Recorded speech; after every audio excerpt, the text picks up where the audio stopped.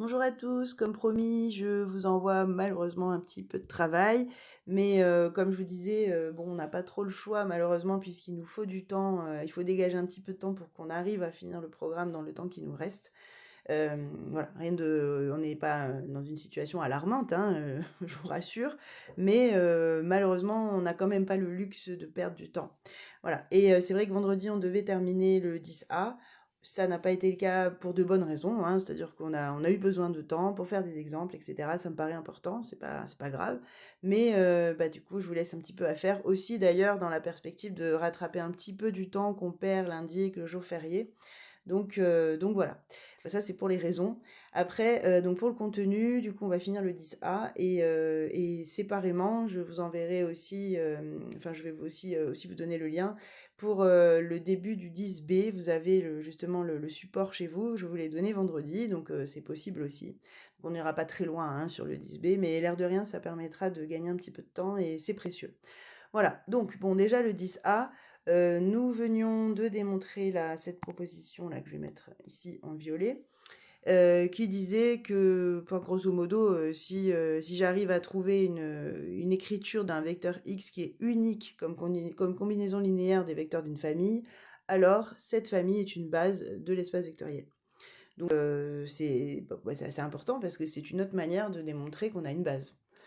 Bon, j'en avais déjà, je pense, suffisamment parlé, donc je me relance pas sur des exemples, là-dessus, mais on en était là.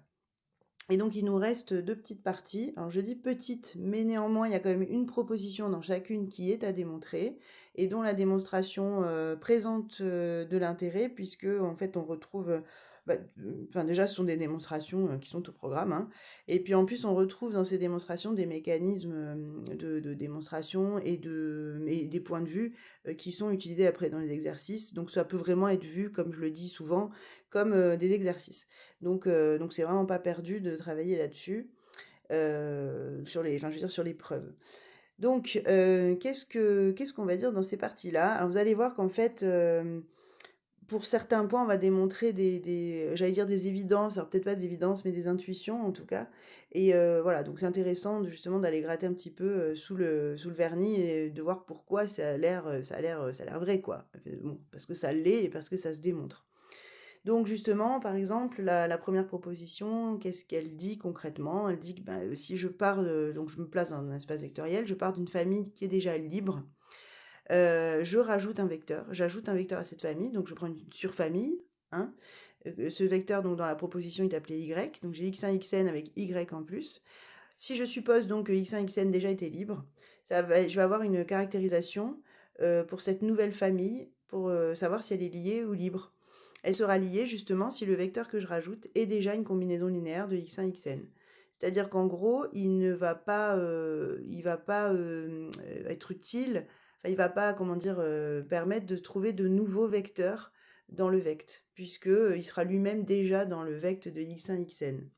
Donc dans ce cas-là, bon, bah, ma famille, sera liée et vice versa. C'est-à-dire que, si elle est liée, c'est que forcément Y est dans le vect et cette proposition peut servir aussi à démontrer que la famille est libre ou bien, que, Y n'est pas combinaison linéaire de x1, xn, tout dépend dans quel sens, je prends la proposition. Puisque, bah, si elle n'est pas liée, elle est libre, hein, donc la négation de ce que j'ai là peut tout à fait se transposer plutôt au cas, de la famille libre. Voilà. Bon, en tout cas, nous, on va le démontrer écrit de cette manière-là, donc avec la famille liée. Du coup, il s'agit d'une équivalence et il faudra démontrer, 2 implications. Pardon, je perds mes mots. Donc juste pour qu'on soit bien clair sur, ce que signifie, cette proposition, pardon, un petit exemple que je détaillerai pas, forcément beaucoup, hein, mais parce que bon, c'est un exemple, enfin ce sont des cas qu'on a quand même, déjà pas mal rencontrés, mais juste pour qu'on soit bien d'accord sur ce que ça raconte. Donc là, par exemple, je me place dans R3 qui est souvent, vous l'avez compris, l'exemple le plus représentatif, enfin en tout cas, pas forcément le plus représentatif, mais celui qu'on se représente le mieux, plutôt, dans notre esprit. Donc si je me place dans R3 et que je prends 2 vecteurs, pour savoir s'ils forment une famille libre, c'est assez facile puisque quand il y en a que 2, il suffit de regarder s'ils sont colinéaires ou pas. Bon là, ils ne sont clairement pas colinéaires, ces 2 vecteurs que j'ai pris, V1 et V2, que vous avez à l'écran là, 1, 0, 2 et -1, 1, 0. Donc V1, V2 est libre. Donc, je pars bien dans les conditions de ma proposition. Et donc, justement, je considère un nouveau vecteur, 5 moins 3, 4. Et donc, bah, la famille est-elle liée? Alors là, je pose la question comme ça, j'aurais pu dire, est-ce que Y est combinaison de V1, V2? Bon, voilà. Et donc, bon, finalement, tout ça, ça se rejoint. Et justement, bon, c'est pas hyper intéressant, hein, parce que dans ce sens-là, on le savait déjà, on n'avait pas besoin de cette proposition, en fait, hein. Si j'arrive à montrer que Y est combinaison de V1, V2, bon, effectivement, si j'ai un des vecteurs qui est combinaison des autres, on sait bien que la famille n'est pas libre, donc elle est liée. Mais voilà, là, ce qui est intéressant, évidemment, c'est plutôt le sens, l'autre sens. Mais néanmoins, ça fait partie aussi de ce qui est dit dans cette proposition. Donc là, justement, si je prends Y qui est 5 moins 3, 4, on remarque que Y, c'est, que je retrouve, c'est 2V1 moins 3V2. Voilà. Donc je vous laisse vérifier sur les coordonnées que ça fonctionne, hein. Donc Y est combinaison de V1, V2, et donc V1, V2, Y est lié. Bon, ça c'est dans un sens. Maintenant, si je prends celui-là, alors je vais l'appeler Z. Donc je rajoute cette fois-ci, j'enlève Y, hein, de toute façon, il me sert finalement pas grand-chose pour générer un ensemble, puisque V1, V2 générait déjà la même chose. Donc là, je rajoute cette fois-ci un vecteur Z. Alors, bon, essayez, vous verrez, vous avez du mal à trouver la combinaison. Et donc justement, si vous arrivez à montrer que Z n'est pas combinaison de V1, V2, ça suffit à montrer que la famille est libre. Donc c'est une autre manière finalement, la famille complète, hein, je dirais, avec le troisième vecteur, qu'elle est encore libre en fait. C'est une autre manière de démontrer, que la famille est libre. J'aurais pu tout à fait le faire de la façon habituelle, c'était pas beaucoup plus compliqué, hein, mais c'est juste pour illustrer, le propos de la proposition. Donc là, justement, si je cherche à montrer que Z est combinaison de V1, V2, je vais donc chercher, alors je rédige pas tout parce que j'ai pas forcément la place là. Je vais donc chercher, lambda 1, lambda 2, tel que, j'ai donc, les coordonnées de Z qui seraient égales à lambda 1 fois 1 plus lambda 2 fois moins 1, donc ça ferait lambda 1 moins lambda 2. 2 égale lambda 1 fois 0 plus lambda 2 fois 1, et 2 égale 2 lambda 1 plus 0 fois lambda 2, donc ça nous ferait ça. Ce qui, revient à donc lambda 1 égale à 0, lambda 2 égale 2, et là, si je remplace donc dans la première équation, si je fais lambda 1 moins lambda 2, pourquoi j'ai dit 0? N'importe quoi, excusez-moi, 1 bien sûr. Donc si je fais lambda 1 moins lambda 2, ça fait moins 1, qui est différent de 0, donc incompatible. Ce qui veut dire que il est impossible d'écrire Z comme combinaison de V1, V2, autrement dit Z n'appartient pas au vecteur de V1, V2, et donc d'après la proposition qu'on va démontrer là, je peux d'office en déduire que V1, V2, Z est une famille libre. Comme je savais déjà que V1, V2 était libre. Attention, hein, il y a quand même une condition, hein. Si on ne le savait pas déjà, c'est pas suffisant, attention, hein. Donc V1, V2, Z est libre. Voilà. Donc concrètement, on parle de ça. Donc essayons de démontrer maintenant. Donc justement, il y a un sens qui est quasi immédiat, c'est ce que je disais tout à l'heure, c'est-à-dire que si Y appartient au vecteur, c'est qu'il est combinaison linéaire. Et donc effectivement, quand je le mets dans la famille x1, xn, enfin avec la famille x1, xn, ça devient lié tout ça. C'est par définition quasiment, hein. Donc bon, on va quand même l'écrire, mais ça c'est le sens facile, c'est pour ça que j'ai commencé par celui-là. Donc on suppose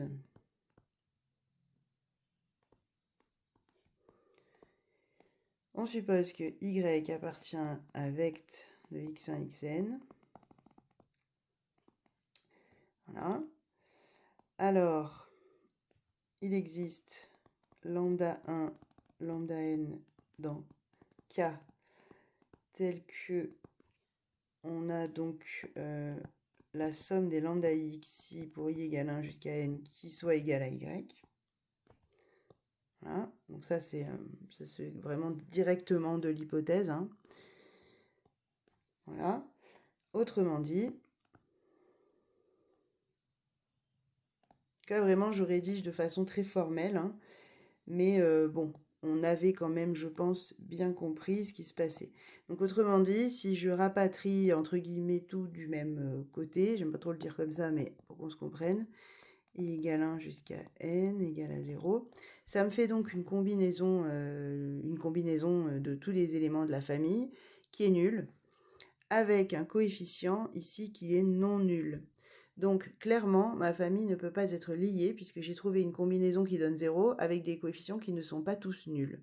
Rappelez-vous, une famille libre, normalement, quand je prends une combinaison qui donne 0, tous les coefficients doivent être nuls. Voilà, et c'est censé être la seule combinaison qui donne 0. Là, j'en trouve une où c'est pas le cas. Donc la famille est liée. Donc ce qui revient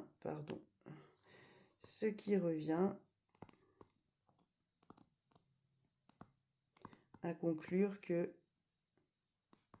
la famille x1, x2, xn lambda est liée. Voilà. Donc un sens, celui-là on le sentait bien, il est bon. Ok, ensuite, donc maintenant au contraire, enfin à l'inverse, je vais supposer que x1, xn, y est lié. Donc supposons x1, xn, y liés.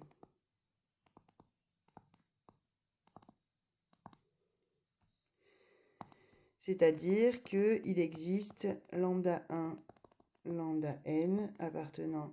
ah oui, je vais en rajouter un, je vais l'appeler alpha, puisqu'il y a aussi y.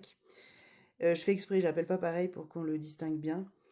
Donc appartenant du coup à k puissance n plus 1, puisqu'il y en a n plus 1, tel que on est donc la somme des lambda i, xi, donc ça c'est la combinaison sur les x, plus il y a encore la combinaison, enfin la combinaison elle va aussi jusqu'au y, donc il y a aussi un alpha y qui serait égal donc au neutre.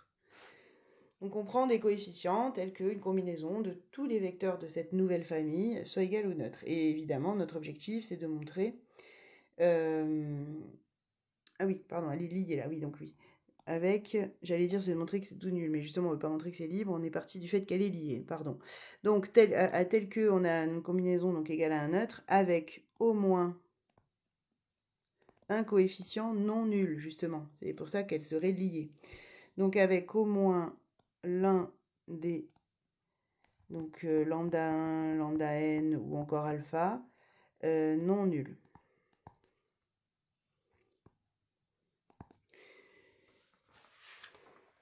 Donc, si on raisonne par l'absurde, parce que bon, l'idée, rappelez-vous, c'est on voudrait montrer que y est combinaison linéaire des xi, c'est-à-dire de montrer que y est dans le vect des x1, xn.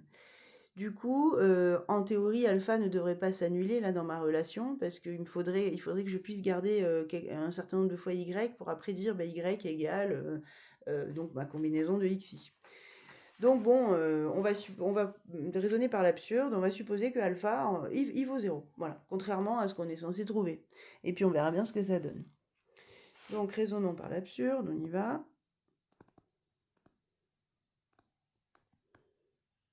Alors je précise que je vais essayer de ne pas oublier de vous envoyer le support écrit pour que bon, ceux qui n'auraient pas le temps aient quand même une version écrite que vous pouvez éventuellement imprimer si vous voulez, de tout ce qu'on est en train d'écrire là. Voilà.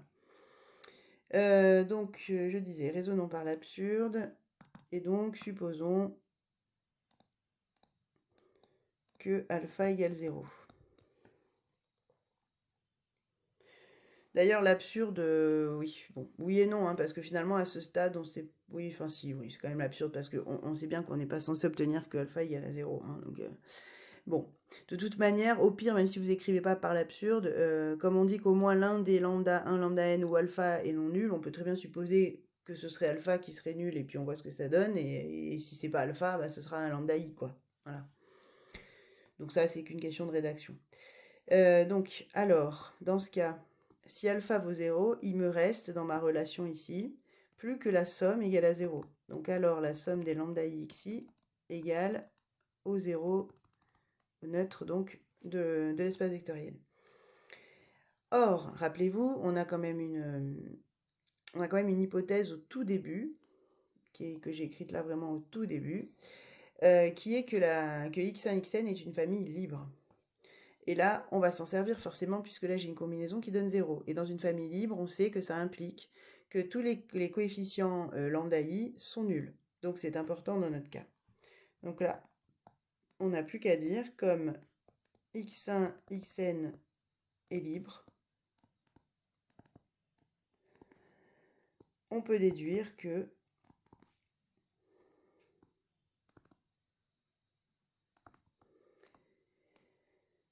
quel que soit i appartenant à un n, lambda i égale à 0.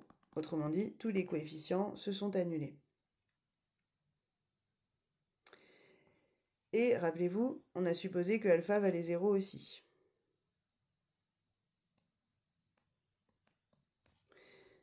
Pardon, égale alpha. Donc ça voudrait dire que tous les coefficients, tous, de ma combinaison sont nuls. Et donc, ça voudrait dire que ma famille x1, xn, y est libre, alors que j'ai supposé qu'elle était liée. Donc, il y a contradiction. Donc, x1, xn, y est libre, alors que j'avais supposé qu'elle était liée, rappelez-vous. Donc, il y a contradiction. Donc, on vient de démontrer que alpha ne peut pas être égal à 0, puisque là, on avait supposé que alpha est égal à 0, ce qui est donc pas possible. Du coup, on peut en déduire que alpha est non nul.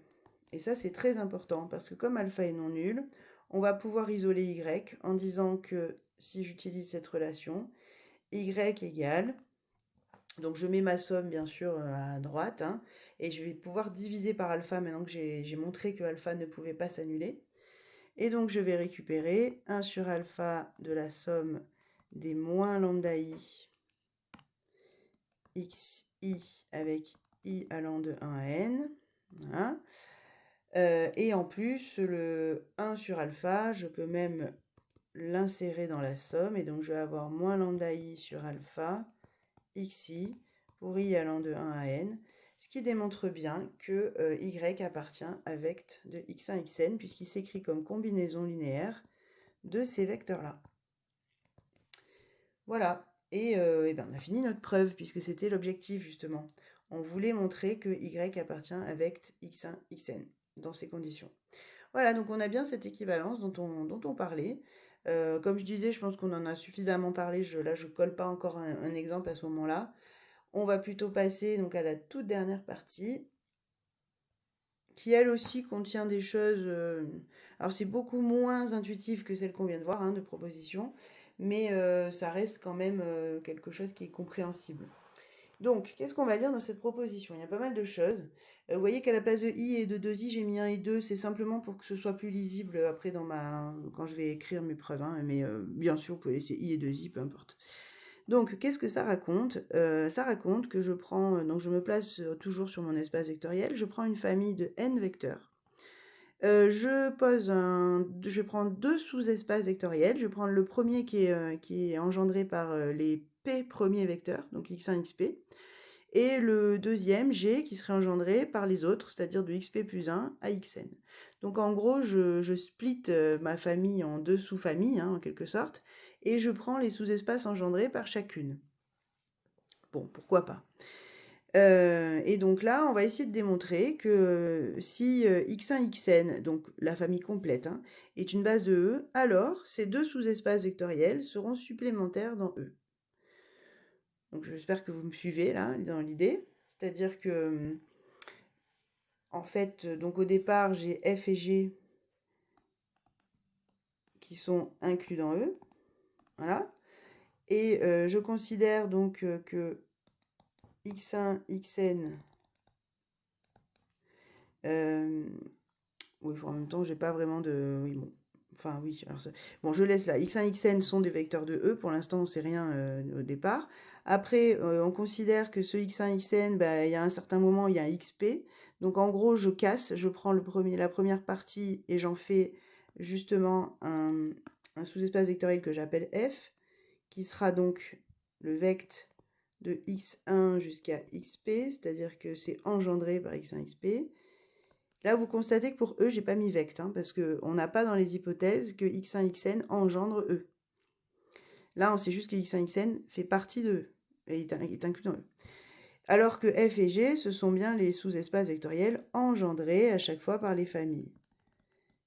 Voilà.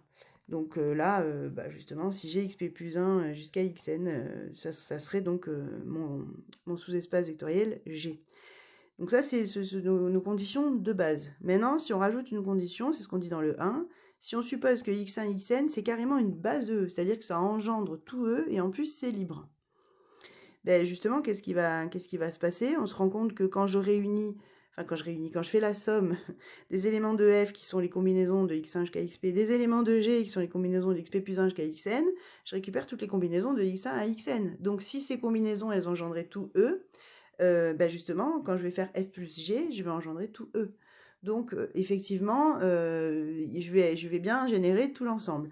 Donc f plus g sera bien égal à E. Après, pourquoi ils seront en somme directe? Parce que je n'ai mis aucun vecteur de base là en commun. C'est-à-dire que chacun a récupéré un certain nombre de vecteurs de base sans doublon. Donc forcément, je vais avoir une intersection qui va être réduite au neutre. C'est ça l'idée. Là, je vous donne que les grandes lignes, hein. Après, on va démontrer en détail. Voilà. Et donc inversement, si f et g sont déjà des supplémentaires de E, c'est-à-dire qu'on sait déjà que leur intersection est nulle, autrement dit que les vecteurs qui engendrent l'un ne peuvent pas engendrer l'autre, et vice-versa, et que quand je les additionne, je récupère tout l'ensemble, ben, je peux d'ores et déjà en déduire que mon x1 et xp, x1 jusqu'à xn, en fait, ça sera carrément une base de l'espace vectoriel total.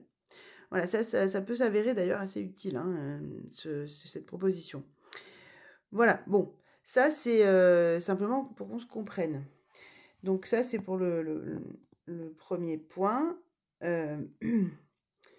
Ouais, c'est-à-dire que là on avait dit que ça c'était une base, alors que le deuxième point, je suppose que... Donc là, on en déduit que la somme directe donc, de f et g c'est E, c'est-à-dire qu'ils sont supplémentaires, alors que dans l'autre sens, au contraire, je suppose que j'ai ça. Et donc, je prends x1, xp qui est une base de f, puisqu'on dit qu'elle est libre, mais on sait qu'elle est génératrice, puisque f est engendrée par x1, xp. Pareil pour g. Hein. Donc ça aussi, ce serait une base. Et donc, on en déduit que, alors, x1, xn, donc c'est vraiment la réciproque, en fait. Hein, la réciproque, mais attention aux conditions. x1, xn est une base de... Voilà. Donc, faut juste faire attention aux conditions parce que dans le 1, on n'impose pas que x1, xp soit une base de f au départ, alors que dans le 2, oui. Donc, c'est pas la réciproque exacte, mais bon, on n'en est pas très loin. Donc, c'est bien un inversement. Bon, ça, c'est pour donc, le détail de l'intitulé. Après, alors je suis juste en train de me poser la question, est-ce qu'on fait un exemple avant ou après? Non, on va d'abord faire la preuve et ensuite on verra, ouais, on verra ce que ça peut donner sur un petit exemple, un exemple rapide. Ok, alors la preuve, donc j'enlève tout ça. Ah bah zut, j'ai enlevé le cadre, c'est pas grave. On s'en passera. Donc la preuve, alors... Du coup, il y a beaucoup de choses à démontrer parce que déjà, il y a un 1 et un 2. Et en plus, dans le 2, il y a une... Non, j'allais dire non, pardon. Dans chacune, c'est une implication. En revanche, pour montrer que f et g sont supplémentaires, il y a deux choses à montrer. Et pour montrer qu'une famille est une base, il y a deux choses à montrer. Donc c'est pour ça que c'est quand même assez long, puisqu'au final, on a 4 points à démontrer. Alors, le 1. Donc, on suppose... que, qu'est-ce qu'on avait au tout début? Oui, bon, je ne vais pas réécrire f et g, on les a ici. Voilà, la gf et la gg. Donc on suppose que x1, xn est une base de E.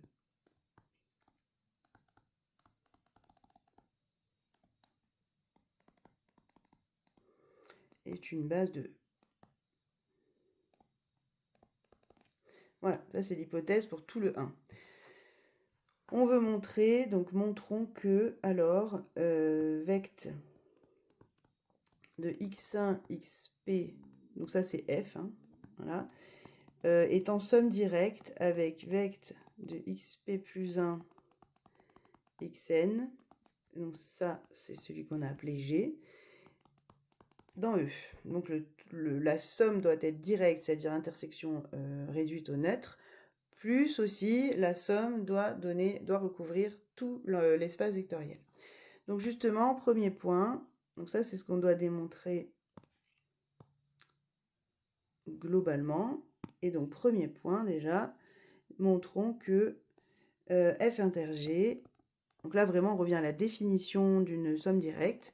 Donc j'essaye de démontrer que l'intersection est réduite au neutre. Ok. Comment on fait à chaque fois pour ça? On prend un élément dans l'intersection et on essaye de montrer qu'alors c'est le neutre. Puisque donc en fait on montre l'inclusion, on montre cette inclusion-là, de f inter g inclus dans l'ensemble qui contient que le neutre. Puisque l'autre inclusion est évidente. Donc ça, bon, je peux toujours l'écrire. Ça ne mange pas de pain. Donc ça, c'est forcément évident puisque f et g sont deux sous-espaces vectoriels, donc ils contiennent tous les deux le neutre. Donc ça, c'est sûr que c'est vrai. Et donc, il nous reste à montrer que f inter g est inclus dans... Voilà. Autrement dit, si je prends un élément dans f inter g, alors ce sera forcément le neutre. Donc justement, soit... On va l'appeler y, allez. Donc soit y appartenant à f inter g, et je vais montrer que y alors est neutre. S'il appartient à f inter g, il appartient notamment, en particulier, à f et à g. Donc en particulier, y appartient à f. Et le fait qu'il appartienne à f, ça veut dire qu'il appartient au vecte de x1 jusqu'à xp. Donc ça veut dire qu'il existe une combinaison linéaire de x1, xp qui donne y. Autrement dit, il existe des coefficients de lambda 1 jusqu'à lambda p, tels que y soit égal à la combinaison lambda i xi avec i allant de 1 jusqu'à p. Donc ça, c'est une écriture de y. Mais je sais aussi que y appartient à g. Or, g, c'est le même principe, sauf que c'est les vecteurs de xp plus 1 jusqu'à... Pourquoi j'ai mis une puissance là, pardon? C'est les vecteurs de xp plus 1 jusqu'à xn. Donc, même principe, comme il appartient au vecte de cette famille, ben, il existe lambda p plus 1 jusqu'à lambda n appartenant à k puissance n... eh oui, c'est ça, n moins p. Alors pourquoi je les note encore lambda? Bon, vous allez voir, c'est pas innocent de ma part. Ça me permet de continuer la numérotation et en fait, on va s'y retrouver après dans la notation quand on sera au global en fait. Enfin, vous allez voir le principe. Donc, du coup, je vais avoir la même somme, mais de... Ça, c'était un 1, donc de p plus 1 jusqu'à n, des lambda i, xi. Mais attention, ce ne sont pas les mêmes lambda i, hein. On a mis le même indice de somme, de sommation, mais ce n'est pas les mêmes lambda i. Du coup, bon, y, ça reste y, donc ça veut dire que ces deux sommes-là, ces deux combinaisons sont égales. Donc ça, je peux le déduire. Donc, lambda i xi pour i égale 1 jusqu'à p, elle est égale à la somme des... c'est là, i égale p plus 1 jusqu'à n des lambda i xi. Autrement dit, si je rapatrie tout sur le même membre, donc par exemple tout à gauche, donc je vais avoir la somme de i jusqu'à p. Là c'est un p, hein, on voit pas bien, voilà, je le refais.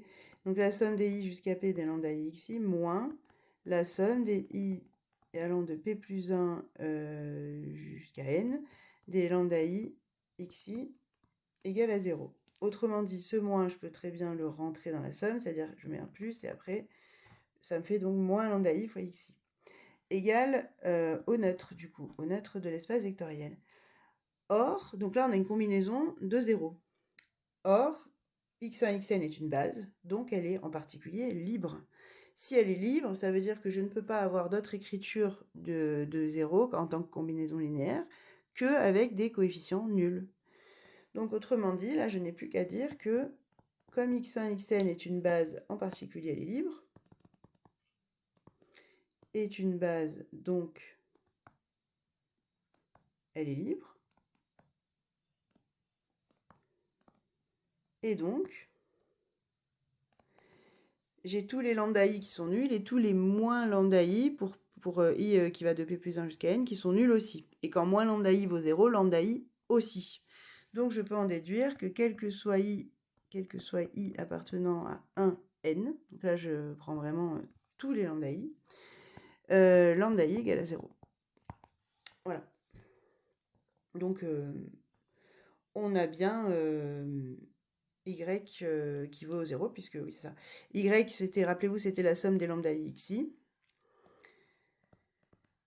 Donc y est égal à la somme, je prends par exemple la première des lambda i xi de i égale 1 jusqu'à p, vaut 0, puisque tous les lambda i sont nuls. Et donc ça veut dire que j'ai bien y qui est nécessairement égal au neutre quand je le prends dans l'intersection de f inter g. Donc là, je peux en déduire que f inter g est inclus dans le fameux ensemble qui contient que le neutre. Et donc, comme on avait déjà l'autre inclusion, je vais revenir d'ailleurs à cet endroit-là, voilà, et donc f inter g égale le neutre, enfin l'ensemble qui contient le neutre. Donc, on a f plus g en somme directe. Ça, c'est bon. Ensuite, il nous reste à montrer que quand j'additionne donc un élément de f, un élément de g, que je prends toutes les possibilités, je récupère bien e. Ça, c'est ce qui nous permettra de montrer que ces sous-espaces, ils ne sont pas seulement en somme directe, ils sont même supplémentaires. Alors, du coup, montrons maintenant que f plus g égale e. Donc ça, c'est la deuxième partie. Rien que pour le 1, on est toujours dans le 1, là. Donc, vous voyez, on n'a pas fini. Alors, maintenant, ça, vous vous souvenez comment je fais. Pareil, comme je disais un peu sur un peu le même principe, hein, f plus g inclus dans e, pardon, ça, c'est évident. Immédiat, disons. Et e inclus dans f plus g, c'est ce qui reste à démontrer. Donc, justement, pour montrer ça, il faut que je prenne un élément de e et que je montre qu'alors il appartient à f plus g, c'est-à-dire qu'il se décompose comme la somme d'un élément de f et d'un élément de g. Donc, je prends, voilà, encore l'appeler y, hein, une fois n'est pas coutume, voilà. Donc, c'est soit y appartenant à e, comme x1, xn est une base, elle est en particulier génératrice. X, c'est un n, ça, hein, est une base de E. Elle est génératrice. Donc, pour ce fameux Y, il va exister une combinaison linéaire, on commence à avoir l'habitude, hein, des x1, xn, qui est égale à ce Y. Ce sont des lambdas, hein, c'est pas très bien écrit, mais ce sont des lambdas, lambda i. Ça, ça découle directement du fait que x1, xn est une base et, de E, hein, et que Y appartient à E. Autrement dit, Y s'écrit lambda 1 x1 plus, donc à un moment on va trouver lambda p xp, plus lambda p plus 1 xp plus 1, plus lambda n xn.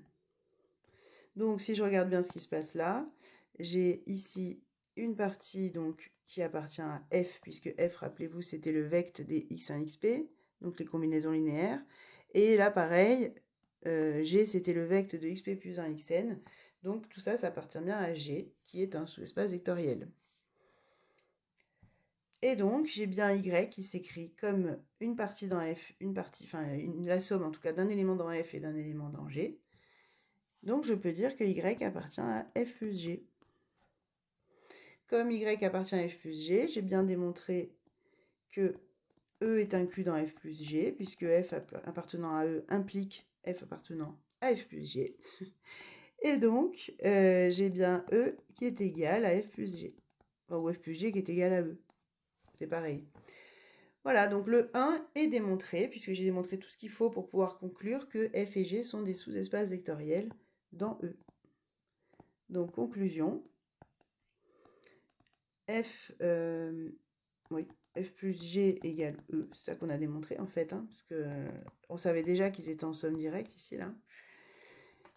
Donc, f et g sont bien des sous-espaces vectoriels supplémentaires de E. Des SEV supplémentaires de E. Voilà, donc ça c'est pour le 1. Donc on a démontré que si x1, xn est une base, alors les deux sous-espaces qu'on a pris en splittant la base, là, sont des sous-espaces supplémentaires. Vectoriels aussi, mais supplémentaires. Donc maintenant, si j'essaie de démontrer le 2. Alors le 2, rappelez-vous, je le remets à l'écran, c'était celui qui est quasiment la réciproque, c'est-à-dire que si je suppose que f et g sont des supplémentaires de E, et que je prends justement deux bases en fait de chacun, de f et de g, on vous dit des deux familles libres, hein, mais en fait, f et g sont censés déjà être engendrés par x1, xp, donc si on suppose qu'en plus la famille en question elle est libre, ça fait une base. C'est ce qui est écrit d'ailleurs entre parenthèses. Bref, donc on suppose que f et g sont supplémentaires de E avec donc des x1, xp, etc. qui sont des bases de ces ensembles. Alors, si on réunit les deux bases, justement, x1, xn, ça devrait donner une base de l'espace vectoriel total de E. C'est ça qu'on va démontrer. Donc allons-y. Donc le 2.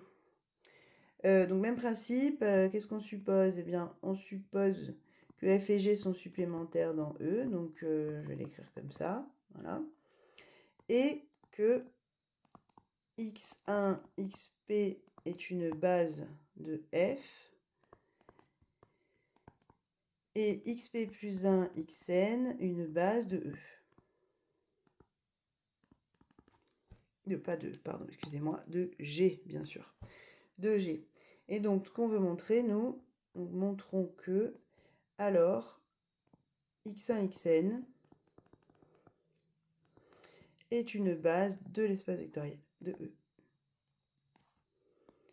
Autrement dit, pour montrer que c'est une base, rappelez-vous, une base c'est quoi? C'est une famille qui est libre et qui est génératrice, donc on va devoir démontrer ces deux points-là. Voilà, et là pour le coup, c'est pas comme dans les exercices où on peut s'en sortir avec l'histoire de la décomposition unique, hein, parce que on n'obtient pas forcément facilement une formule de la décomposition. Hein. Donc là, on va bien montrer nos deux points séparément.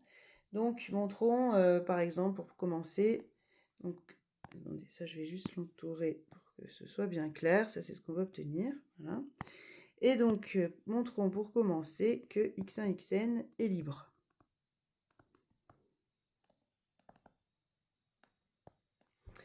Alors, pourquoi elle serait libre? Eh bien, justement, on va aller le faire de la même manière que les autres fois, dans les exercices, toujours, on fait pareil. Hein. Donc, je prends n coefficients qui me donneraient une combinaison linéaire, donc c'est hypothétique, hein, bien sûr, de 0. Donc, tel que les lambda i xi pour i égale 1 jusqu'à n égale le neutre de E. Voilà, et donc ce que je vais faire, justement, c'est que je vais forcer le split, c'est-à-dire que je vais dire, bah, ok, cette somme, je la coupe en deux sommes. J'ai ma somme pour i allant de 1 à p, et je lui ajoute ma somme pour i allant de p plus 1 à n. Et comme c'est censé être égal au neutre, ça revient à la mettre de l'autre côté, entre guillemets, c'est-à-dire qu'on va avoir moins la somme des lambda i xi pour i allant de p plus 1 à n. Ce moins, je peux tout à fait le rentrer, entre guillemets, donc le mettre dans ma somme. Et donc, je me retrouve avec deux combinaisons linéaires égales, dont une, celle-là, elle appartient à f, puisque ce sont les xi pour i entre 1 et p, alors que celle-là appartient à g, puisqu'on a la même chose, mais de p plus 1 à n. Donc, en fait, je me retrouve avec un élément de f qui est égal à un élément de g. Autrement dit, un élément qui appartient à f inter g. C'est un petit peu le même principe que dans la preuve de tout à l'heure. Et s'il appartient à f inter g, ben comme f inter g est réduite au neutre, puisque f et g sont supposés être supplémentaires, souvenez-vous, hein, du coup, ces deux éléments, ils sont forcément égaux au neutre. On n'a pas le choix, puisque dans f inter g, il n'y a que le neutre. Donc on peut en déduire que... est-ce que je vais avoir la place ? Oui, je pense, je vais le faire là. On peut en déduire donc que la première somme est égale au neutre. Attention, pour l'instant, on ne peut pas encore en déduire que le vecteur, que les lambda i sont nuls. Hein. Là, on en est juste à dire la somme est égale à 0, c'est-à-dire au neutre de l'espace vectoriel. Et pareil pour l'autre, qui elle aussi est censée, c'est les mêmes en fait, hein, sont égales, censées être dans f inter g. Voilà, et donc de ces deux choses-là, il va découler ce qu'on veut. Parce qu'on a supposé, rappelez-vous, que x1, xp, c'est là où on s'en sert, c'est là qu'on voit que c'est nécessaire, que x1, xp était une base de f, et que xp plus 1, xn était une base de g. Donc c'est pas rien, parce que si c'est une base, c'est libre, Et donc, si elles sont libres, et ben là, on va pouvoir en déduire justement que lambda 1 égale lambda 2 égale jusqu'à lambda p égale à 0, car x1, xp est libre, dans F, hein, est libre. Même principe ici, parce que xp plus 1, xn est libre. Lambda n égale à 0, car xp plus 1 jusqu'à xn est libre. Voilà, et donc pour les plus observateurs, vous aurez compris qu'on a fini du coup cette petite partie, puisque ça veut dire que tous les lambda i sont nuls en fait. Voilà, je vais aller faire la suite ici. Hop là. Donc, quel que soit i entre 1 et n, lambda i égale à 0. Donc, la famille x1, xn est libre. Donc c'est plutôt bien parti pour qu'elle soit une base. Mais on n'a pas fini. Donc maintenant, on va essayer de démontrer, c'est le point qui nous reste, que, bon, ok, elle est libre, mais qu'elle est génératrice aussi. Donc montrons que x1, xn engendre E. Je rappelle que dire qu'une famille engendre, ça revient à dire qu'elle est génératrice de ce qu'elle engendre. Hein. Donc montrons que x1, xn engendre E. Donc, à quoi ça revient? Ben, ça revient à dire, pour tout élément de E, je suis capable de trouver une combinaison linéaire de x1, xn, qui lui est égale. C'est-à-dire que j'arrive, avec des combinaisons de x1, xn, à trouver n'importe quel élément de E. Donc, on va prendre un élément quelconque dans E, et on va essayer de l'écrire comme une combinaison linéaire de x1, xn. Ce qu'on sait sur E, c'est qu'il est égal à f plus g, puisque f et g sont supplémentaires dans notre hypothèse. Donc ça, c'est vraiment d'après l'hypothèse. Donc, comme il est dans f plus g, je peux trouver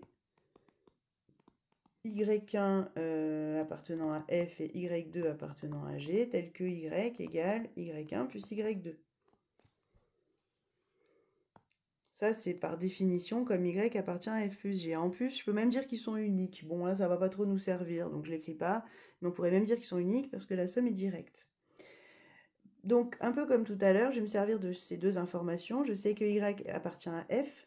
Donc, s'il appartient à f, ça nous dit, comme f, c'est le vecteur des x1, xn, ça nous dit qu'il existe p coefficients dans K, tel que y1 s'écrive la somme des lambda i xi avec i égale 1 jusqu'à p. Ça, c'est pour y1. Je fais pareil pour y2 qui appartient à g, sauf que là, ce sera pour les xp plus 1 jusqu'à xn. Voilà. Et donc y2 s'écrit la somme de pour i allant de p plus 1 jusqu'à n des lambda i xi aussi. Donc là aussi, j'ai gardé la même notation, c'est volontaire justement. Ainsi, comme y est la somme des deux, ben on va avoir une écriture de y en fonction des xi. J'ai qu'à remplacer donc mon lambda 1 par ce qu'on a trouvé tout à l'heure, donc i égale 1 jusqu'à p lambda i xi. Mon lambda 2, pareil, i égale p plus 1 jusqu'à n. Voilà, et je n'ai plus qu'à rassembler tout ça sous une même somme. Comme j'ai donné la même écriture au coefficient, c'est facile de l'écrire. J'ai vraiment plus qu'à dire que c'est égal à la somme pour i allant de 1 à n des lambda i xi. Là, vraiment, ça tombe tout seul. Et donc, j'ai bien écrit y comme une combinaison linéaire de tous les xi, c'est-à-dire que y appartient à V1 avec x1, xn. Voilà. Et donc, ben, ça démontre bien que x1, xn engendre tout E, puisque j'ai pris un y parfaitement quelconque. Et ça a marché. Engendre E. Donc, elle est libre et génératrice. En conclusion, x1, xn est libre et génératrice. Dans ces conditions, hein. Rappelez-vous, il y avait des conditions quand même. Est libre et génératrice, donc c'est une base de E.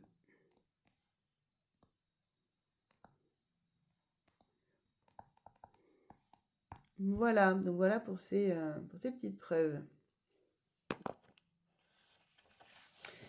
Je suis juste en train de me demander si on va écrire un exemple ou pas. Oui, allez, un exemple rapide, toujours dans R3 pour que ce soit plus parlant pour vous. Donc, alors je vais pas me mettre là, je vais me mettre à côté. Voilà, un petit exemple.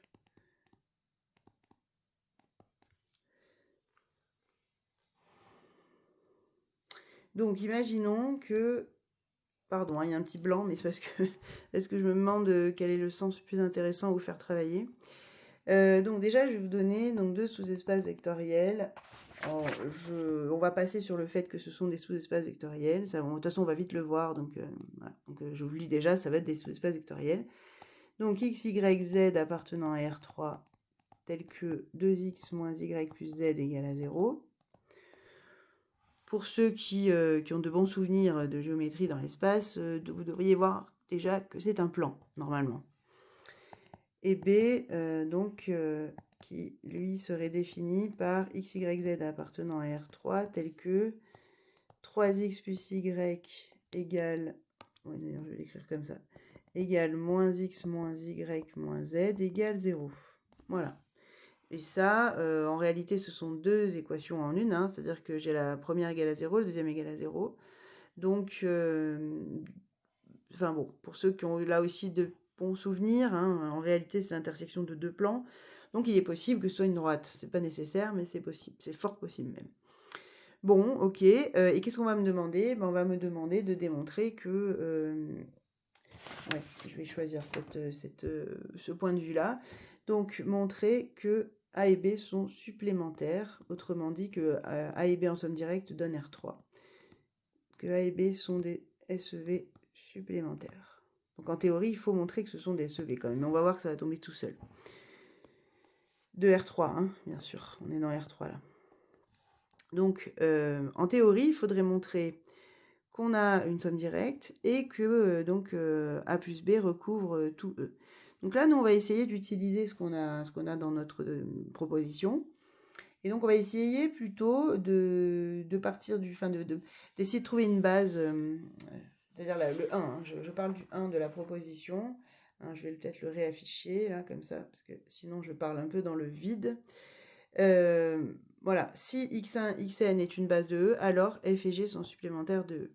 Autrement dit, on va essayer de trouver une base de f, ce sera notre x1, xp. On va essayer de trouver, d'ailleurs moi c'est a, pardon, c'est pas f, bon peu importe. On va essayer de trouver une base de b, ce sera notre xp plus 1 xn. De rassembler donc ces deux familles en une seule, de montrer que cette nouvelle famille est une base de R3. Et dans ce cas, c'est bon, on aura fini. F et G seront A et B, pardon, ici, seront des supplémentaires de R3. C'est ça l'idée. Alors pourquoi je le fais dans cet exemple-là? Parce que quand on est dans R3, c'est assez simple, assez, hein, de montrer que une famille est une base, parce que finalement, on est sur des calculs assez rapides. Voilà. Après, là, donc je ne sais pas si vous me suivez, on obtient finalement une nouvelle manière de montrer que F et G sont des supplémentaires. On obtient aussi une nouvelle manière, si on utilise le 2, de montrer qu'on a une base de l'espace vectoriel. Donc c'est finalement une énième manière de résoudre les exercices. Ce qui devient compliqué quand on a plein de méthodes, c'est qu'on ne sait pas trop laquelle est la plus efficace. Donc ça, il va falloir s'entraîner justement pour voir laquelle, à force de faire des exercices, bon, vous aurez l'intuition.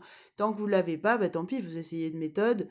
Normalement, elle doit aboutir quand même. Il n'y a que quelques méthodes qui marchent pas tout le temps, mais la plupart, sinon, quand même aboutissent, hein. Sauf si vous êtes mal pris ou que les conditions ne sont pas vérifiées. Et puis, dans le pire des cas, vous aurez pris des détours, mais vous devriez y arriver quand même. Et puis sinon, tant pis, vous changez de méthode. Mais voilà, ça fait partie des difficultés, ça fait partie du travail sur ce chapitre. C'est pas étonnant, hein, c'est normal. Voilà, bref. Donc là, nous, on va essayer d'utiliser cette manière-là. Alors, je reprends mon exemple. Où je l'ai mis? Il est là-bas en dessous, je crois. Voilà. Il est là, à côté. Donc, du coup, il me faudrait une base de A et une base de B. Très bien. Alors ça, normalement, vous savez faire. D'ailleurs, ceux qui se sentent, hein, vous arrêtez la vidéo, vous essayez de le faire l'exercice, hein, ça, c'est le... Surtout que là, j'ai donné quelques indications, et puis après, vous écoutez la correction. Alors, donc, si je prends A, et que j'essaie de trouver déjà de montrer que c'est un sous-espace vectoriel, et en plus de trouver une base. En fait, on va tout faire d'un coup. Rappelez-vous ce que je vous ai montré, là, la petite technique plutôt pratique.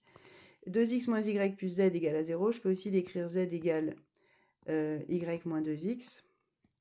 Et donc finalement, je peux dire que A, c'est la même chose que c'est les vecteurs x, y, y moins 2x, avec y et x qui seraient des paramètres réels. Et ça revient au même. Je peux tout à fait écrire l'ensemble comme ça. L'avantage de cette écriture, c'est que je vais pouvoir exhiber des combinaisons linéaires, enfin une écriture sous forme de combinaison linéaire. Puisque je peux dire ça, voilà, je peux affirmer que finalement, tous les vecteurs de cet ensemble vont s'écrire comme un certain nombre de fois 1, 0, moins 2, un certain nombre de fois, et la somme d'un certain nombre de fois 0, 1, 1. Autrement dit, une combinaison linéaire des deux. Donc ça, d'ailleurs, on va direct leur donner un nom, ce sera plus rapide, V1, V2. Et donc finalement, eh bien ça, c'est vect V1, V2. Donc ce dont on est sûr déjà, c'est que V1, V2, c'est une famille génératrice de A, parce que sinon je ne pourrais pas écrire ça. Et en plus, comme c'est un vect, le A, là, on sait que c'est un sous-espace vectoriel. Donc là, déjà, j'ai fait tomber un certain nombre de choses. Il me manque plus que la liberté de V1, V2 pour être sûr que j'ai une base. Bon, quand j'ai que deux vecteurs, pour savoir si la famille est libre, il n'y a qu'à regarder s'ils sont collinaires ou pas. Là, justement, j'ai plus qu'à dire... alors, V1, V2 est génératrice de A. Voilà. Or, V1 et V2 ne sont pas collinéaires.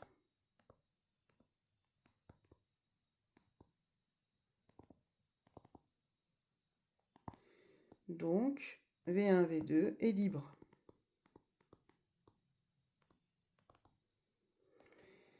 Et donc, c'est beaucoup de donc, hein, V1, V2 est une base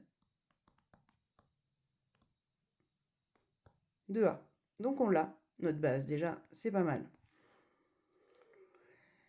D'ailleurs, je suis en train de penser que on n'a même pas besoin vraiment que ce soit une base dans le théorème, il faut juste qu'elle soit génératrice. Attendez, je ne veux pas dire de bêtises, mais c'est bien le 1 qu'on utilise. J'avais pas mis la condition. Et voilà, c'est ça. X1, XP est juste une génératrice de F, et XP plus 1, XN est une génératrice de G. Donc à vrai dire, on n'a même pas besoin de montrer que c'est une base. Bon, peu importe. Maintenant que je l'ai dit, c'est pas grave. Mais c'est pas indispensable. Voilà, je reviens à mon exemple. Désolée, je me perds un peu dans ma feuille, mais j'y arrive. Voilà, donc V1, V2, bon, c'est une base, mais en tout cas, c'est générateur. Donc on a bien A qui est écrit comme un vect. C'est surtout ça qu'on veut, en fait, hein, dans notre théorème. Ensuite, donc B, même principe, on va essayer de l'écrire comme un vect. Donc B, c'était x, y, z appartenant à R3, tel que... j'ai donc deux équations, y égale moins 3x, et... c'est ça, je crois, hein, oui, c'est ça. Puisque 3x plus y égale à 0, donc ça fait y égale moins 3x. Et l'autre, donc, moins x moins y... Bon, je vais vous écrire le détail parce que je ne sais pas si je vais être très clair sinon. Donc, moins y moins z égale à 0. Donc ça, au départ, je le traite comme un système classique. Hein. C'est-à-dire j'essaye de réduire au maximum le nombre des inconnus.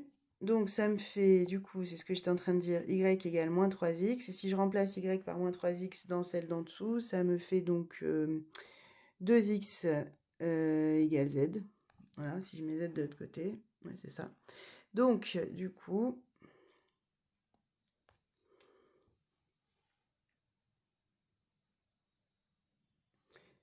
Ah oui, mais voilà, parce que je me disais, j'avais pas... parce que j'ai quand même écrit globalement... Ah mais non, c'est ça. Non, non, j'ai rien dit. Non, non, on est bon. Non, non. Parce que j'ai écrit rapidement l'intitulé de l'exemple sur une feuille et enfin, j'étais pas sûre d'avoir bien pris le même exemple. Bon, non, mais c'est bon. Ok, donc on arrive à ça. Et donc du coup, même principe, je peux remplacer Y et Z et je vais me retrouver avec des vecteurs qui sont exprimés que en fonction de X. Ce qui est logique, hein, puisqu'encore une fois, on est censé obtenir au maximum une droite quand on fait l'intersection de deux plans. Donc on ne devrait pas avoir plus d'un paramètre, puisqu'on on va être en dimension 1, si je parle de dimension. Donc x, y, z, justement, x moins 3x, 2x, avec x réel. Donc je n'ai plus qu'un paramètre, et là je me rends compte que ça revient à prendre les combinaisons de 1, moins 3 et 2. Autrement dit, c'est le vecte de 1, moins 3, 2. Donc là aussi, c'est gagné, puisque j'ai une famille génératrice, j'ai écrit B comme un vecteur, donc c'est un sous-espace vectoriel, enfin la totale. Voilà, on a tout ce qu'on veut. Et je ne l'écris pas, hein, du coup, là, mais 1, moins 3, 2, ce serait même une base de B, puisque quand on a un seul vecteur, pour que ce soit une base, il suffit qu'il soit non nul. Donc là, effectivement, on est bon. Donc là, on a toutes les conditions. Il nous manque juste maintenant à vérifier si lui, je l'appelle V3. Quand je réunis V1, V2, V3, est-ce que c'est une base de R3? Donc si j'arrive à montrer que c'est une base de R3, alors j'aurai bien F, enfin A et B ici, qui sont des sous-espaces vectoriels supplémentaires de E, donc de R3. Donc justement, V1, V2, V3, est-ce que c'est une base de R3? Et là aussi, on va essayer d'être malin, parce que ça aussi, il y a plusieurs manières de le montrer. On peut montrer que c'est libre, générateur séparément. Et moi, je vous avais expliqué en classe que quand ce sont des cas assez simples comme ça, c'est mieux de commencer par générateur, parce que si par hasard on trouve une décomposition unique, c'est gagné. C'est fini. C'est-à-dire que c'est ce qu'on a justement, hein, c'est ce qu'on a vu juste avant, là, avant que, enfin, la proposition qui est avant la vidéo, où on a montré que si un vecteur se décompose de façon unique sur une famille, alors la famille est une base. Donc justement, ça revient à montrer qu'elle est génératrice avec des coefficients uniques, hein. Donc justement, eh ben, allons-y et cherchons une décomposition et on verra bien si on trouve des coefficients qui sont uniques ou pas. Donc pour ça, je prends un vecteur quelconque, je vais l'appeler V. On va lui donner des coordonnées à celui-là, ABC, quelconque de R3. Voilà, et on va essayer de lui trouver ses coordonnées justement sur la famille V1, V2, V3, autrement dit sa combinaison linéaire. Alors, on y va. Donc, si je prends alors soit lambda 1, lambda 2, lambda 3, réel, tel que V égale lambda 1, V1, plus lambda 2, V2, plus lambda 3, V3. Et donc, je vais obtenir un petit système avec ABC égale. Et là, il faut que je retrouve mes vecteurs, hein. Alors V1, je vais les écrire là à côté pour qu'on les ait. Donc V1, c'était 1, 0, moins 2. Et V2, c'était 0, 1, 1. Voilà, donc si je fais lambda 1, V1, plus lambda 2, V2, plus lambda 3, V3, il va me rester donc lambda 1 plus lambda 3 ici. En dessous, il va me rester lambda 2 moins 3 lambda 3. Et pour le C, il va me rester moins 2 lambda 1 plus lambda 2 plus 2 lambda 3. Voilà, donc ça, ok. Et ensuite, il faut qu'on détermine notre lambda 1, lambda 2, lambda 3. Donc on y va. En fonction de ABC, c'est normal, hein, mais si on arrive à trouver une réponse en fonction de ABC unique, on aura tout gagné d'un coup, en fait. Donc là, on peut en déduire que lambda 1, oui, allez, faisons tout en fonction de lambda 3, donc c'est A moins lambda 3. Lambda 2, c'est B plus 3 lambda 3. Et je remplace le lambda 1 et le lambda 2 dans la dernière ligne. Et donc, j'obtiens que c'est égal...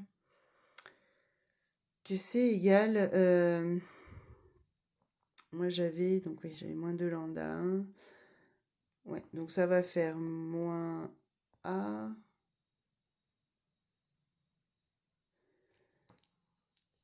Non, pardon. Ça va faire moins 2A plus B plus lambda 3, justement. Donc ensuite, je peux en déduire que lambda 3 il est égal à C plus 2A moins B. Voilà, c'est ça. Ensuite, du coup, je déduis que lambda 2 et lambda 1. Alors, lambda 2, je vais trouver moins 6A plus 4B moins 3C. Et lambda 1, j'ai trouvé moins A plus B moins C. Voilà, ça devrait être bon. Bon, attention toujours aux coquilles, hein, vous savez bien que ça arrive. Bon, bah, j'ai pas vu d'erreur là comme ça, mais bon, à vérifier toujours. Donc du coup, eh bien, j'en déduis que ABC, il s'écrit au final moins A moins B moins C V1, plus moins 6A plus 4B moins 3C V2, plus 2A moins B plus C V3. Voilà. Donc, non seulement c'est générateur, c'est-à-dire que mes trois vecteurs génèrent bien tout R3, et en plus, j'ai une décomposition qui est unique, puisque ces coefficients, là, qui sont des coordonnées, donc, hein, après, quand on sait que c'est une base, ces coefficients dépendent de ABC, et donc pour un certain triplet pardon, ABC, j'obtiendrai un certain triplet de coefficients et pas un autre. Donc c'est bien unique. On obtient, alors je vais l'écrire là, V se décompose de façon unique. Voilà. Donc, V1, V2, V3 est une base de R3. Et on a fini. Puisque maintenant, si j'utilise ma proposition qu'on vient de démontrer juste au-dessus, comme ça fait bien une base de R3, je peux en déduire que les deux sous-espaces vectoriels correspondants, le A et le B, là, sont des sous-espaces vectoriels supplémentaires de R3. Autrement dit, la somme directe de A et de B donne pile R3. Donc ça, c'est d'après la proposition, le 1 de la proposition. Petit 1. Voilà, donc ça c'est un petit exemple d'application, voir un peu finalement où ça nous mène, parce que montrer que ce sont des sous-espaces vectoriels supplémentaires, on sait déjà le faire. Et sur un exemple comme ça dans R3, on savait le faire sans cette proposition, hein, que ce soit bien clair. Après, c'est une proposition qui peut servir dans des cas un peu plus tordus, où justement la définition de base serait plus difficile à mettre en œuvre, ou bien si jamais on n'a pas toutes les informations, enfin voilà. Donc c'est aussi une méthode à connaître. Qui finalement, en coulisses, c'est la même chose, hein. C'est-à-dire que si vous regardez bien les calculs qu'on fait et que vous auriez fait si vous passiez par la définition classique, en fait, il y a énormément de similarités et c'est pas un hasard, bien sûr. Voilà, bon, je pense que j'en ai assez dit pour la fin de ce chapitre.